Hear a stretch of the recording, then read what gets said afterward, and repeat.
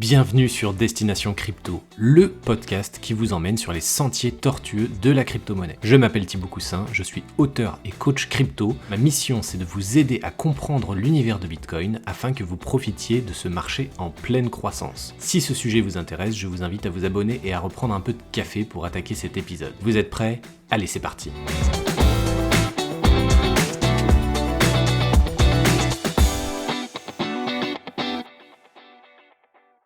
Bonjour à tous, bienvenue dans ce nouvel épisode de podcast. Aujourd'hui, j'ai la chance d'être avec Arnaud Després et Joao da Silva, deux cofondateurs de Agartha, une entreprise qui accompagne les professionnels et les particuliers dans l'univers du Web3.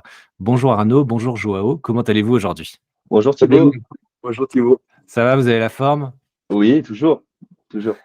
Alors, c'est un plaisir de vous recevoir parce que Agartha se développe beaucoup en ce moment. Il y a pas mal de choses dans les tuyaux. Alors, avant d'aborder le vif du sujet, qu'on verra, c'est la partie académie aujourd'hui, est-ce que vous pouvez me parler un peu de vous, de vos parcours respectifs et me dire à l'audience comment l'univers du Web3, de la blockchain s'est intégré à vos quotidiens ? Oui, bien sûr. Alors, je vais commencer. Alors, je m'appelle Joao, j'ai 28 ans. Et avant d'être dans le secteur du Web3, en fait, j'avais de l'expérience dans l'événementiel. J'ai plus de 5 ans d'expérience et j'ai pu organiser plus de 500 événements avec un dernier concept de plus de 1000 personnes par édition.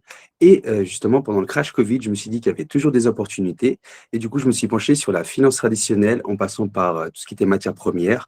Et par la suite, tout ce qui tournait autour de la blockchain et crypto en diguant sur des groupes de Telegram et Discord. D'accord. Bon. Et toi, Arnaud ? Alors, moi, je m'appelle Arnaud, j'ai 26 ans. J'ai toujours été fan de tout ce qui est sciences politiques, économie, géopolitique de manière générale. Et c'est depuis 10 ans, du coup, que je suis tombé dans la blockchain, donc relativement jeune, mais je n'avais pas la capacité financière d'investir dedans quand j'ai découvert le concept. Donc, c'est toujours quelque chose qui m'a trotté en tête. Et il y a 5 ans, j'ai commencé vraiment à me former à tout ce qui était trading, investissement, donc à connaître tous les produits qui existaient sur le marché. Et c'est de là que m'est venue vraiment cette passion pour les blockchains qui ne m'a jamais quitté au final et pour laquelle on est toujours là aujourd'hui maintenant. D'accord, vous avez quand même des profils assez jeunes, vous avez plein d'envie, plein d'énergie, c'est cool. Alors comment s'est construite l'entreprise Agartha, les débuts notamment, parce que c'est jamais évident de lancer quelque chose, et pourquoi avoir choisi un tel nom ? Alors, pour commencer, c'était en septembre 2020, j'ai eu l'idée de faire une formation pour éduquer les gens financièrement et surtout aussi les aider à trader. Et par la suite, avec Arnaud, du coup, on s'est mis ensemble sur toute la structure. Et du coup, il a pu m'appuyer tout au long de cette aventure au niveau de la formation. Et après, on a pu développer ensemble tout cet aspect d'Agartha. Voilà, exactement. Alors en fait, justement, en septembre 2020, moi j'étais en retour d'études. J'ai oublié de le préciser avant, mais je faisais des études en affaires internationales. Et en revenant, je voulais faire du conseil, donc du conseil en développement d'entreprise. Et à ce moment-là, Joao avait son idée de formation. On était déjà amis depuis une dizaine d'années et on a décidé de réaliser ce projet ensemble, de se mettre à fond tous les deux. Le nom Agartha, il est venu un peu plus tard. Donc on a commencé le projet en septembre 2020 et le nom Agartha est arrivé en début 2022. Entre-temps, ça s'appelait Worldwide Trading, ce qui est un nom très très bateau. C'était le nom de société qu'on avait pris.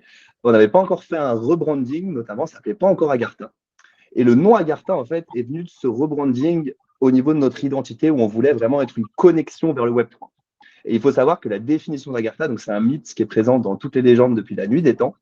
Et Agartha, c'est un monde caché que seuls ceux qui ont le cœur pur peuvent découvrir et dans lequel on a accès à toutes les connaissances de l'humanité. Donc ça fait un petit peu penser au web. Et dans lequel on a pour but de créer, de concevoir quelque chose et de le ramener à l'extérieur. Donc de partager son idée à l'extérieur d'Agartha. Donc pour nous, c'était une très belle comparaison en fait avec le Web3. On a trouvé ça vraiment très adapté et c'est là que pendant notre branding, on a choisi ce nom qui est Agartha. Voilà. D'accord, le nom illustre parfaitement ce que vous proposez, d'accord, c'est très intéressant et j'en apprends un peu aujourd'hui grâce à vous sur Agartha et le fait que ce soit un peu quelque chose de beaucoup plus grand finalement que juste votre nom d'entreprise, mais en tout cas ça colle parfaitement. Donc c'est un très bon nom et moi je trouve ça très cool d'avoir donné ce nom-là. Alors votre entreprise, elle est basée en Suisse. Est-ce que vous pouvez nous dire un peu pourquoi ce choix ? Et moi je sais que j'avais fait interviewer Alexis Choron, quelqu'un qui aussi connaît bien l'écosystème crypto français, et il nous disait que effectivement la Suisse est beaucoup plus dynamique sur toutes les thématiques de Web3. C'est beaucoup plus marqué en Suisse qu'en France en termes de nombre de startups, etc. Est-ce que c'est pour ça ? Est-ce qu'il y a d'autres raisons ? Voilà, est-ce que vous pouvez m'en dire un peu plus là-dessus ? Alors, on a choisi de lancer le projet ici en Suisse parce que tout d'abord, on a un bon réseau. On a un beau réseau ici d'entrepreneurs et de personnes qui sont aussi intéressées dans l'aspect finance. Et on trouvait ça intéressant de créer notre base communautaire ici, vu qu'on vient de là, on vient de Genève. Et par la suite aussi, le fait que ce soit un petit canton international, ça pouvait être une très belle image pour nous, pour se montrer à l'international. Alors exactement, la Suisse, donc, qui est déjà un petit pays, mais il faut savoir que la Suisse est découpée en petits cantons. Et donc, pour faire un modèle, un test de business, c'est vraiment idéal, c'était la conjoncture idéale pour nous de se placer dans un canton comme Genève où on a facilement accès en fait à tous les partis. C'est-à-dire autant au niveau des partis, donc au niveau des instances légales, des instances politiques, des instances même associatives, les fondations, on a tout dans un très petit microcosme qu'on connaît très bien. Et c'est pour ça qu'on a décidé de tester d'abord tout notre concept sur une population qui est petite. L'autre avantage, évidemment, c'est qu'à Genève, il y a énormément, c'est une ville très internationale, il y a tous les pays qui sont représentés, notamment grâce à l'ONU et à la plupart des ambassades qui siègent ici, aussi les ONG qui sont très représentées à Genève. Et donc, du coup, on a une population très mixte et avec aussi des décideurs qualifiés qui viennent de partout dans le monde. Donc, c'est très intéressant pour avoir un audit, un retour sur son projet. En parlant justement de la Suisse en tant que pays et ce que fait la Confédération suisse, elle a été beaucoup plus avant-gardiste, comme le disait Alexis Choron dans ton podcast, que la France. Donc, elle a encouragé beaucoup plus tôt les projets blockchain et les projets crypto. Et ce qui a fait que c'est aussi, il y a un chiffre qui est assez vrai, d'ailleurs, il vient d'une des cartes qu'a fait Alexis Choron, il me semble, où justement on a 650 startups qui sont suisses, sur le territoire suisse, donc qui est quand même 10 fois plus petit que le territoire français, alors qu'en France, on est à 550 startups Web3. C'est des chiffres de tête, je ne suis pas sûr de l'exactitude, mais en gros, il y a plus de startups Web3 dans un petit pays comme la Suisse qu'en France. Donc, nous, on a choisi d'appliquer le modèle déjà là où on était, et dans un pays en plus qui favorisait notre développement en tant que startup Web3. Oui, tu as totalement raison. Effectivement, ramener au nombre d'habitants, clairement, la Suisse a une dynamique beaucoup plus favorable, même si je pense que la France, c'est quand même pas trop mal encore, s'en sort quand même plutôt bien. Mais c'est clair que la grosse dynamique, elle est en Suisse, donc c'est totalement pertinent votre choix. Alors, on va passer sur Agartha maintenant, le cœur du sujet. Agartha repose sur 3 piliers que vous allez me présenter et présenter à l'audience, forcément. Est-ce que vous pouvez dire quels sont ces 3 piliers et nous présenter rapidement la proposition de valeur de chacun des piliers? Oui, alors bien sûr. Alors, Agartha a pour but d'apporter des solutions pour les entrepreneurs et les entreprises avec 3 entités. Donc, on a l'académie, le Labs et le market. Je laisse Arnaud présenter. Ouais. Alors, je vais vous faire le descriptif des 3 entreprises. Donc, la première partie, c'était l'académie. On a commencé en septembre 2020, comme on l'a annoncé plus tôt, et on avait pour but, avec le Covid, énormément de gens téléchargeaient des applications à vocation financière, mais ne savaient pas les utiliser. Donc, on n'a jamais eu autant d'argent gagné par les brokers qu'en 2019, 2020, 2021 et 2022, et ça de manière exponentielle. Du coup, que ce soit broker classique ou crypto, attention, je parle vraiment de tout type d'application mobile que vous pouvez télécharger très facilement sur vos téléphones. Le problème qu'on a pris comme constat de base, c'est que c'est comme quand vous voulez conduire sur la route, il vous faut un permis. Et que malheureusement, il n'y a pas de permis de trader ou de permis d'investir. Et que la plupart des gens, du coup, ils y vont un peu à l'aveugle. Ils prennent ça pour du casino et ils investissent, surtout à Genève, qui est quand même une ville très riche. On a vu des gens investir des sommes massivement sans savoir ce qu'ils faisaient du tout, et donc perdre leur argent, des gens qui n'avaient pas forcément les moyens de le perdre en plus, sachant que c'est la première règle de l'investissement, c'est de pouvoir perdre l'argent qu'on investit. Donc de se permettre de le perdre, enfin pouvoir se permettre de le perdre. Et donc on a vu énormément de gens qui se retrouvaient même dans des problématiques parce qu'ils avaient très mal investi leur argent, parce que c'était très facile pour eux de l'investir. Donc le premier pilier, c'est une académie qui a pour but de dispenser une formation financière qui va vous emmener des bases de la finance jusque dans le Web3. On précisera peut-être après.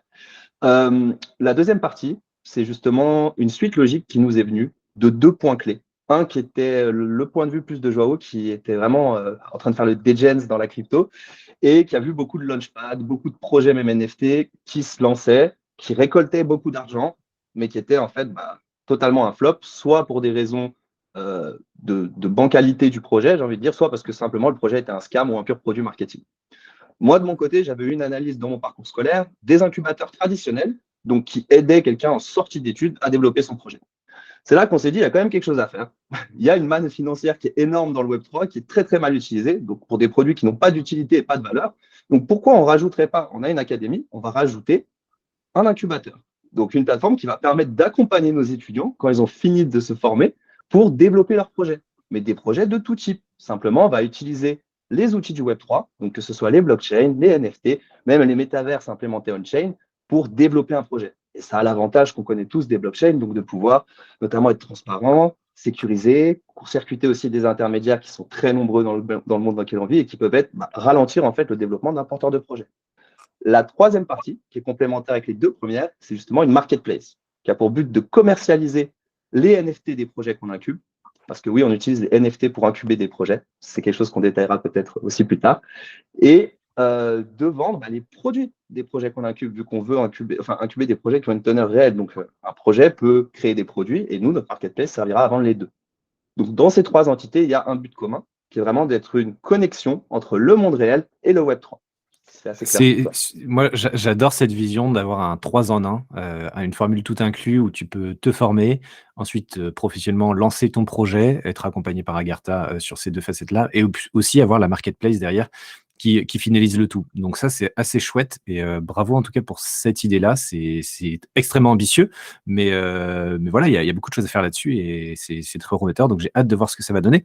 Alors, pour l'audience, je précise que cet épisode est la première partie d'interview que je fais avec Agartha. Il y aura dans tous les cas un deuxième épisode qui sera consacré à la partie incubation, donc le Labs, et potentiellement un troisième épisode pour la Marketplace, si c'est nécessaire et si c'est pertinent par rapport à l'avancée du projet dans les prochains mois. Aujourd'hui, on se concentre sur la partie académie, et on va rentrer dans le cœur du sujet au niveau de l'académie.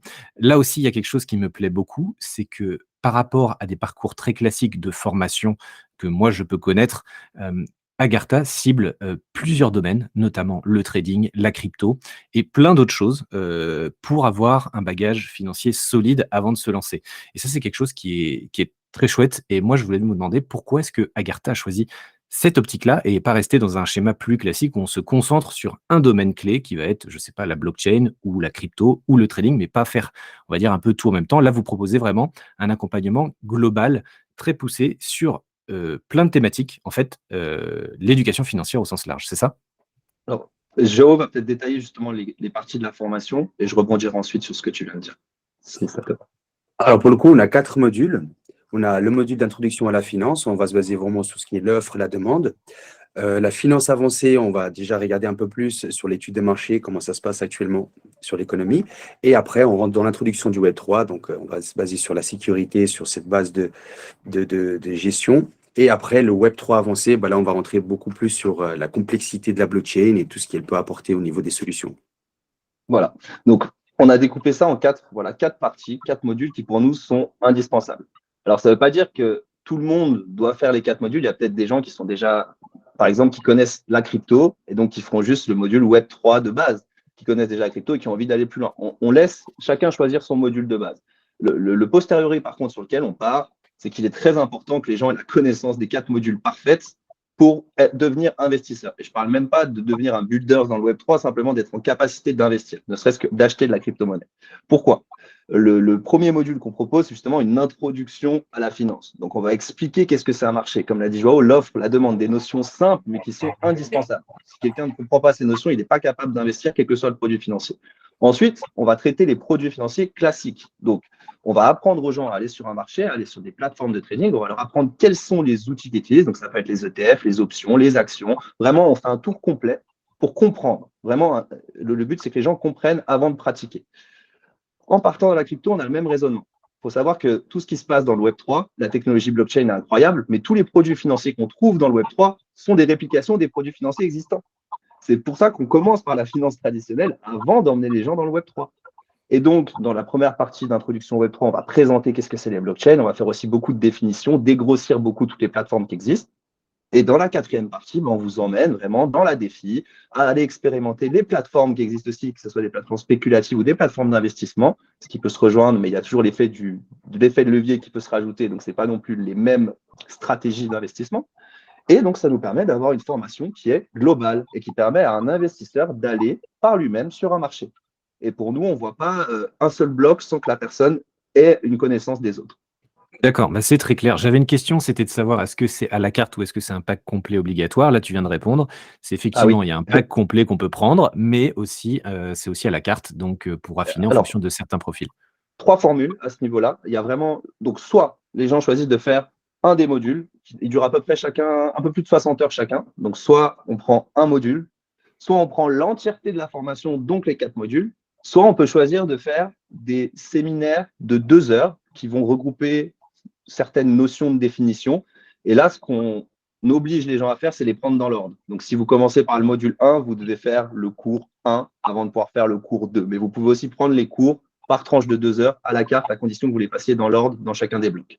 Parce qu'on ne va pas commencer par le dernier cours du bloc d'introduction, ça n'aura aucun sens. Mais par contre, on laisse quand même le choix aux gens de prendre simplement une séance de 2 heures avec nous pour tester un des modules, par exemple, pour se faire une idée s'ils ont envie de poursuivre dedans ou s'ils sont déjà suffisamment avancés ou pas. Tous les premiers modules de 2 heures qu'on propose sont gratuits pour le premier cours, pour justement quand même que le client ait une idée de ce qu'on va lui proposer comme formation.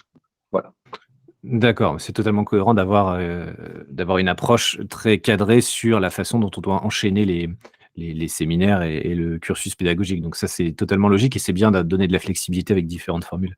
Ça, c'est très cool. Et je vois vraiment que c'est quand même, dans votre programme, c'est poussé. Il y a des notions sur le Forex, sur les marchés actions. Donc c'est vrai que moi qui me suis focalisé globalement sur le marché des cryptos, ça pêche un peu dans mon éducation financière de ne pas avoir trop vu le Forex. Mais voilà, il y a plein de notions qui me manquent et je pense que c'est très, très utile d'avoir un bagage minimum et pour développer plein d'autres pistes sur les autres marchés. Alors, tu parlais de 60 heures pour un module à peu près. Tout ça se fait à distance et est-ce que, voilà, en termes d'investissement financier, sur le plan financier, est-ce qu'on peut avoir un ordre de grandeur sur combien il faudrait débourser pour bénéficier d'un module, par exemple? Alors, le module de 2 heures, et je corrige juste quelque chose que tu as dit, c'est les cours, on peut les faire à distance, évidemment. Je les propose à distance aussi, on les propose à distance, mais je préfère largement si les personnes ont la capacité de venir au bureau. Alors, pour le moment, évidemment, on n'est présent qu'à Genève. Donc, ça limite le champ d'action de la formation, et c'est d'ailleurs ce qu'on a fait jusqu'à maintenant. On a donné des cours, surtout dans notre écosystème local. Je préfère aussi pouvoir faire de l'enseignement en direct, et ce sera le modèle qu'Agartha essaiera de poursuivre tout au long de son développement, parce qu'on a une interaction qui est supplémentaire. Et chacun des cours qu'on propose, c'est un cours de 2 heures que je veux qu'il soit jamais le même. C'est-à-dire qu'on est dans des sujets d'actualité, on est dans la finance, on est dans des notions qui évoluent très vite. Dans la finance, la tech, tout bouge très vite. Pour moi, un bon cours, c'est un cours où même si on fait la toute première notion de l'offre et la demande, qu'est-ce que c'est un marché?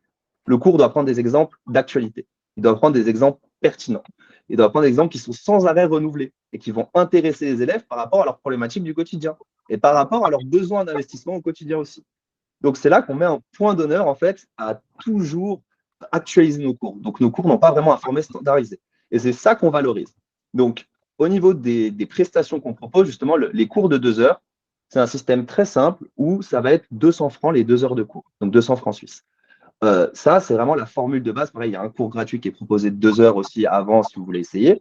Et si vous prenez juste un cours, ça va être 200 francs. Il y a des possibilités de réduction, notamment par rapport à nos NFT, mais ça, on en parlera par la suite. Il y a des possibilités aussi quand vous prenez justement un module. Si vous prenez un module en entier, vous allez avoir 25% de discount sur le prix unitaire de 100 francs de l'heure. Du coup, comme c'est des modules de 2 heures, c'est un prix unitaire de 100 francs de l'heure. Vous allez avoir 25% de discount. Donc, ça va vous faire vos 60 heures de cours, 64 heures de cours pour quelque chose sans les 10% de discount. Il me semble que c'est 4500 francs suisses et qui descendent à 4000 avec les 10% de discount. Évidemment, dans tout ça, on est en train de tracter avec les autorités pour que notre formation soit reconnue, donc que les personnes puissent aussi profiter des aides, parce qu'en Suisse, il y a le même système qu'en France au niveau des aides à la formation, autant pour les gens qui sont au chômage que pour les gens qui sont à l'hospice. C'est l'équivalent du RSA quelque part pour ne pas rentrer dans les détails. Mais dans tous les cas, il y a des bourses et des aides qui sont proposées aux gens aussi en Suisse. Et nous, on veut que notre formation soit certifiante, soit valorisante. Et on propose aussi à tous les élèves, justement, quand ils ont fini les 4 blocs, de devenir des professeurs. Parce que c'est ça qu'on veut, c'est que les gens soient en capacité d'investir, mais aussi de devenir des acteurs, des collaborateurs d'Agartha. Donc, quand on finit son parcours, on a 2 options. Soit on veut rester dans l'enseignement et on a envie de transmettre du savoir, donc on va se former comme pour devenir un professeur au sein d'Agartha, ou alors on peut partir vers l'incubation, parce qu'on a un esprit plus entrepreneur, donc on a envie de devenir quelqu'un qui fait du business. Je me suis un petit peu perdu, j'ai oublié, si quelqu'un prend toute la formation, les 4 packs, donc ça fait un coût unitaire qui est quand même supplémentaire, mais là, on fait 50% de réduction, justement. Si quelqu'un a envie de prendre toute la formation, il y a 50% sur le prix unitaire, donc ça ramène tous les cours à 50 francs de l'heure, avec toujours possibilité, justement, d'avoir un financement, d'être subventionné et aussi de pouvoir échelonner le paiement. Parce qu'on ne veut pas que notre formation soit inatteignable et que ce soit une quantité d'argent trop difficile à sortir pour quelqu'un qui n'en a pas les moyens. Donc, on sera toujours dans l'aspect justement de garder un coût significatif parce qu'on ne vend pas quelque chose qui n'a pas de valeur. Donc, ça a un coût pour nous de donner ces cours et cette formation qui est qualitative. Cependant, on veut vraiment que tout le monde y ait accès. Donc, on donne aussi des outils à côté pour que tout le monde y ait accès et qu'il y ait un retour sur investissement. Surtout, c'est ce qui est très important pour nous. D'accord, mais de toute façon, tout ce qui est question, financière, vous avez déjà des éléments de réponse sur le site internet d'Agartha et vous avez aussi, des formulaires de contact, donc vous pourrez aussi poser, toutes ces Exactement, questions-là exactement. à aux équipes. Donc on va pas se focaliser là-dessus dans cet épisode. Par contre, moi, ce que je trouve super intéressant, c'est, les 2 choses, c'est de favoriser vraiment le présentiel. Ça, c'est très, très cool parce que maintenant, on perd vraiment cette notion. Maintenant, tout se fait à distance et c'est sûr que c'est pratique, hein, mais ça ne en termes d'éducation, en termes de pédagogie, il y a quand même un plus indéniable à être en présentiel. Ça, c'est clair et net et ça permet aussi de nouer des interactions beaucoup plus fortes avec les professeurs et le 2e point que je relève qui est super important aussi, c'est le fait de vouloir renouveler le cours à chaque fois. Ça, c'est très bien et c'est très ambitieux parce que c'est un peu aussi une solution de facilité. Une fois qu'on a défini un cours, on peut le laisser «tourner» entre guillemets. C'est le cas de beaucoup de solutions actuellement où, bah, le cours, une fois qu'il est fait, il tourne et c'est comme ça que ça marche. Là, le fait de vouloir proposer un cours qui est unique, et qui évolue à chaque fois, c'est très, très cool et ça vous met tout de suite au-dessus de la plupart des organismes de formation qui ont des cours qui sont finalement, très standardisés et qui restent les mêmes, quelle que soit l'actualité, on va dire. Excuse-moi Thibaut, je précise quelque chose aussi, c'est que le format des cours, c'est jamais plus de 5 élèves par classe. Je ne prends pas des classes de plus de 5 élèves parce que je veux qu'il y ait cette interaction aussi justement. On est en train de regarder pour faire une 2e version qui sera peut-être accessible online où on prendra plus d'élèves et qui sera drastiquement moins cher. Mais ce sera des cours peut-être uniquement en ligne justement pour faire une version un peu plus accessible pour les gens qui sont en France, qui n'ont pas les moyens de venir à Genève. C'est aussi quelque chose qu'on est en train de préparer pour rendre ça plus accessible. Mais là, le format de cours que j'ai décrit précédemment, c'est des cours à maximum 5 personnes. C'est des cours quasi particuliers. Même s'il n'y a qu'une personne, je lui donne le cours, en fait. Comme si le cours n'est pas plein. Voilà, pour D'accord. préciser. Donc, une grande proximité entre, les apprenants et le professeur. Ça, c'est très important. Alors, est-ce que vous aurez des coachs experts un peu dans chaque domaine de compétences? Parce que là, on va dire, vous ratissez quand même large, hein. Il y a plein de marchés différents, il y a plein de notions différentes. Vous apportez déjà vos compétences, mais est-ce que à moyen terme, peut-être pas directement, mais vous aurez, voilà, des responsables ou des experts dans chaque domaine? Alors oui, pour le coup, via notre réseau, nous avons des experts spécialisés justement dans ces différents domaines et oui, pour le coup, nous allons les utiliser comme intervenants. Ouais, on les utilise comme intervenants et en plus de ça, justement, notre but, c'est on est aussi ouvert justement à des gens comme toi, Thibaut, qui ont écrit des livres. On est ouvert à toute personne qui a son savoir Exactement. à apporter. On veut que ce soit une académie collaborative aussi, où tous les acteurs, c'est un domaine qui est jeune, le Web3, donc je ne pense pas qu'il y ait des gens qui aient la science infuse, en tout cas pour cette partie-là. Donc de base, dans l'échiquier, comment on avait réparti les choses, moi j'étais plus sur la partie finance tradie, Joao plus sur la partie crypto. C'était déjà comme ça qu'on avait découpé la création des cours. Et après, évidemment, que comme on couvre beaucoup de domaines, on fait en sorte d'avoir des gens qui sont très calés dans certaines spécificités, par exemple un expert blockchain, des anciens traders. Dans nos board advisors, on a des anciens banquiers, des anciens traders qui nous ont donné aussi des conseils sur de la finance institutionnelle, donc sur les salles de marché, les marchés de gré à gré, où c'est encore un autre level que celui que nous, on va pouvoir avoir en tant que particulier. Et au même titre, pour la partie crypto-monnaie. D'ailleurs, je tiens à préciser que notre formation n'est pas une formation certifiante blockchain. Ça sera un 2e cursus de formation qu'on sortira l'année prochaine où on parlera plus de blockchain, d'IT, programmation, développement, blockchain. Ça, pour nous, c'est un autre cercle qui n'est pas le cercle financier. Là, on fait de l'initiation financière. On apprend aux gens à utiliser les produits en termes d'investissement. Et évidemment, on les éduque aussi. On ne va pas ne pas leur expliquer ce que c'est une blockchain, mais on n'est pas spécialisé avec des ingénieurs blockchain sur cette partie-là de la formation. Ça, c'est important de le dire aussi. Donc voilà. Et au niveau des spécialistes, oui, on fait en sorte d'avoir des intervenants, que ce soit de tout type, qui sont dans notre écosystème. D'accord. Est-ce qu'il y a des profils que vous recherchez déjà actuellement et sur lequel l'audience qui écouterait pourrait se dire: «Ah bah tiens, pourquoi pas, leur envoyer un message pour voir si moi je peux pas mettre mes compétences, au service d'Agartha»? Est-ce qu'il y a des profils actuellement que vous recherchez? Alors, profil type, je dirais qu'il n'y a pas un profil type qu'on recherche. On recherche quelqu'un qui a de l'expérience, enfin des gens qui ont de l'expérience, qui ont un background. Ça peut être dans un domaine background dans un domaine très spécifique, et des gens surtout qui ont de l'envie. Parce que c'est très, très important. C'est le facteur qui est motivant, qui va donner envie d'apprendre. On est là pour adopter ces nouvelles technologies. Des gens qui ont de l'envie, qui ont de la passion, c'est ces gens-là qu'on veut en priorité, qu'on accueille à bras ouverts à Agartha, en tout cas. Super. Et pour vous suivre l'actualité, vos développements, ce qui est tout ça qui est en train de se mettre en place, c'est quoi le plus simple? Est-ce que c'est de regarder sur votre site internet? Est-ce que vous avez des réseaux sociaux à privilégier? Comment ça se passe? Alors, pour le coup, nous avons notre site internet, mais pour les réseaux, alors Twitter, on choisit Twitter plus pour le côté Web3 et on va dire LinkedIn pour un aspect plus professionnel corporate. Ce sera, voilà. Et Instagram aussi qui arrive très prochainement. Alors, on D'accord. était justement, Thibaut, on était justement en train de préparer une grosse campagne de marketing avec un funnel de communication. Comme on couvre beaucoup de domaines différents, on fait en sorte de passer partout, ce qui est très difficile, hein. On en parle justement avec des experts en com, en marketing. C'est pas la chose la plus simple à faire, mais on essaie d'être présent partout. Donc depuis le mois de janvier, on est vraiment lancé dans cette phase de visibilité sur les réseaux. Avant le mois de janvier, on travaillait en interne, on était vraiment concentré sur nos produits, sur notre valeur ajoutée. Et là, on est vraiment dans la stratégie justement média. Donc on sera présent partout. Vous pouvez nous trouver sur le site internet. On a notre Linktree sur les différents réseaux. Donc, petit à petit, vous allez voir des communautés Agartha pop un petit peu partout. Mais là, pour le moment, oui, on est très présent sur LinkedIn depuis le mois de janvier et sur Twitter aussi, où on a des comptes justement Twitter, Discord, où on est très proche de la communauté Web3. Très bien, donc Twitter, LinkedIn et le site internet. Je relève les informations. Je mettrai les liens effectivement dans la description de cet épisode. Et oui, ne pas négliger toute cette partie com qui prend énormément de temps. Moi, je le vois déjà, ne serait-ce qu'à ma petite activité, c'est assez fou le temps que ça peut prendre parce que quand on C'est faut incroyable. voilà, faut couvrir un réseau, ça va, mais quand tu dois en couvrir 2, 3, 4, 5, des fois, juste parce que c'est comme ça maintenant, tout le monde couvre tous les réseaux, Ouais. c'est très, très exigeant et c'est pour ça que ce sont des métiers dédiés à cette activité. Exactement. Alors, est-ce qu'on arrive déjà au bout de cette première partie d'interview? Est-ce que vous avez une dernière chose à rajouter? Vous avez 2 minutes chacun. Si vous voulez ajouter quelque chose, partager quelque chose à l'audience. Allez-y. Joao, t'as quelque chose à partager? Pour le coup, pas très, pas d'inspiration pour le coup. Alors, si j'ai quelque chose à rajouter, c'est surtout n'hésitez pas à nous contacter. On est très ouvert justement pour partager aussi sur notre projet, sur nos connaissances. On est à la recherche de partenariats, de personnes qui sont dans le Web3, des porteurs de projets ou même justement des formateurs, des gens qui ont un background académique, qui ont envie de contribuer à tout ça. Et on espère voir des gens heureux, satisfaits de ce qu'on propose. C'est tout ce qui nous ferait plaisir.